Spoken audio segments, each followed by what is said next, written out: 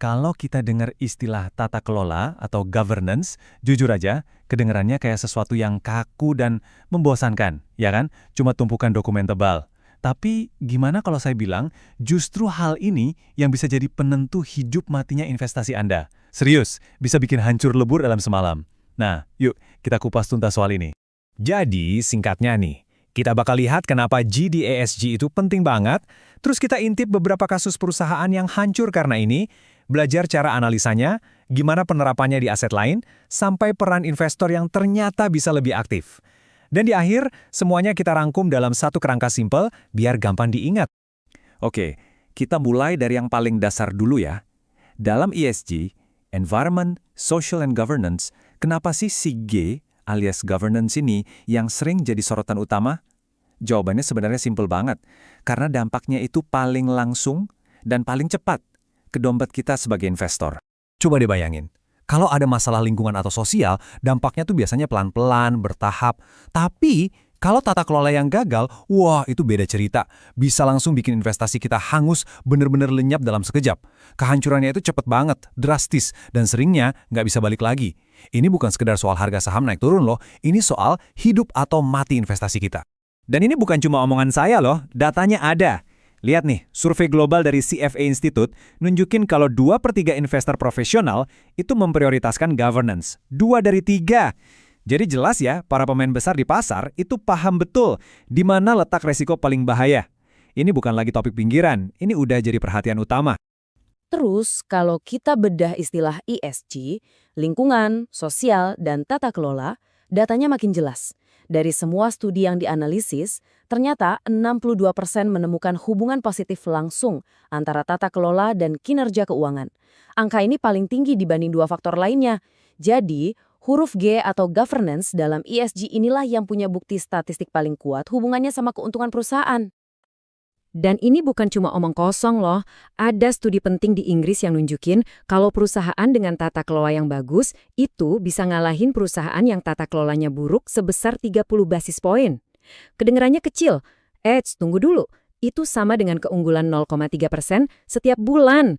Dalam dunia investasi, angka segitu tuh signifikan banget. Ujung-ujungnya semua ini kembali ke satu hal. Tata kelola yang baik itu bukan sekedar soal patuh sama aturan. Ini adalah mesin yang menciptakan nilai jangka panjang yang stabil. Bukan cuma buat pemegang saham, tapi juga buat kita semua. Oke, sekarang kita lihat contoh nyatanya. Gedung-gedung megah yang kelihatannya kokoh tapi ternyata ambruk karena fondasinya keropos. Ini bukan cuma teori loh, ini kisah nyata yang bikin investor rugi miliaran dolar. Dan ini jadi bukti kalau nama besar atau valuasi selangit itu nggak ada artinya tanpa tata kelola yang benar.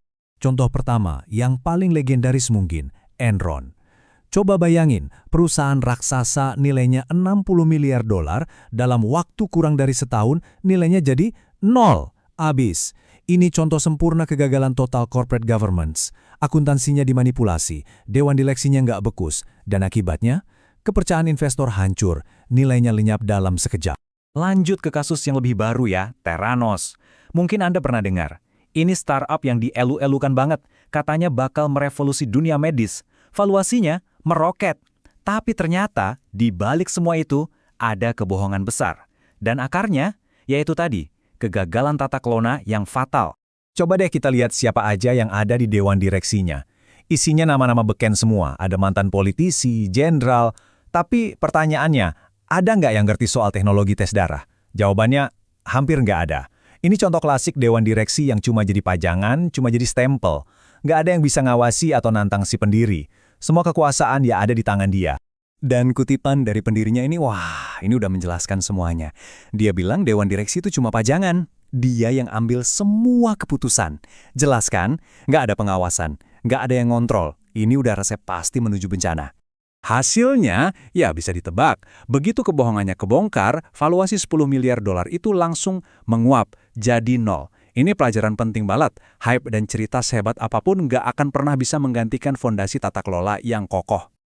Kisah kayak gini nggak cuma terjadi di Theranos. Lihat deh WeWork. Di luar promosinya gila-gilaan. Valuasinya sampai 47 miliar dolar.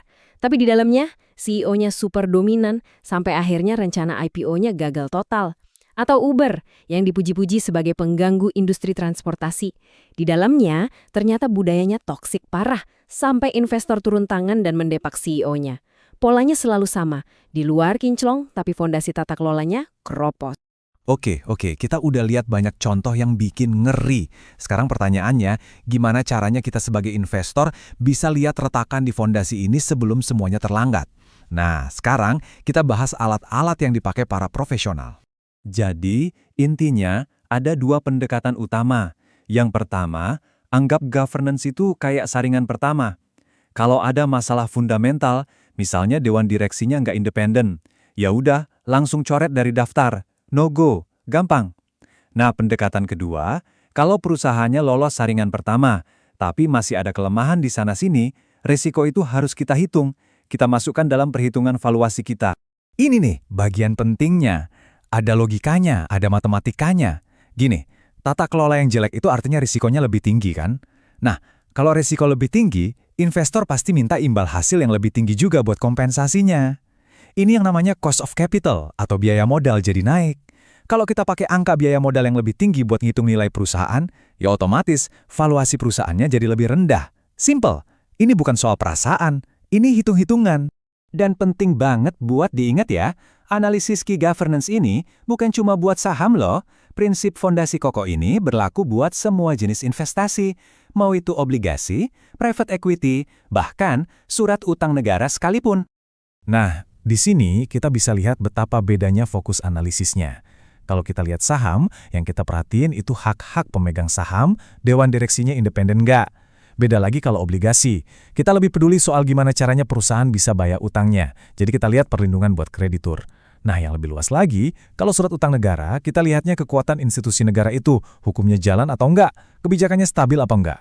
Jadi analisisnya itu harus disesuaikan, nggak bisa dipukul rata. Sekarang, ada pergeseran peran investor yang menarik banget. Kalau dulu investor itu cenderung pasif, cuma beli atau jual aja. Nah, sekarang, terutama investor institusional yang besar-besar, mereka jadi lebih aktif. Mereka bertindak sebagai steward atau pengelola yang bisa ikut mendorong perbaikan di perusahaan. Perubahannya itu dari yang tadinya cuma penerima harga atau price taker, jadi pembuat perubahan atau change maker. Jadi mereka nggak cuma diam dan nonton. Mereka proaktif, ngajak ngobrol manajemen, ngasih masukan.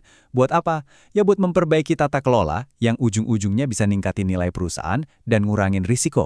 Dan mereka punya senjata loh untuk melakukan itu. Misalnya, mereka bisa dialog terus-menerus sama manajemen.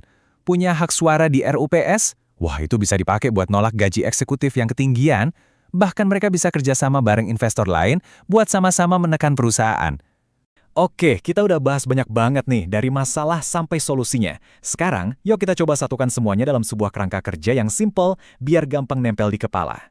Kita sebut aja ini rantai nilai tata kelola. Gampang kok, langkah pertama, kita nilai tata kelolanya dulu, si fondasinya. Dari situ, kita bisa ukur seberapa besar risikonya. Nah, kualitas tata kelola dan risikonya ini akan menentukan tingkat keyakinan kita sama kinerja perusahaan ke depan. Dan terakhir, semua ini akan kita masukkan ke dalam hitungan valuasi. Jadi semuanya nyambung, dari fondasi sampai ke angka valuasi akhir.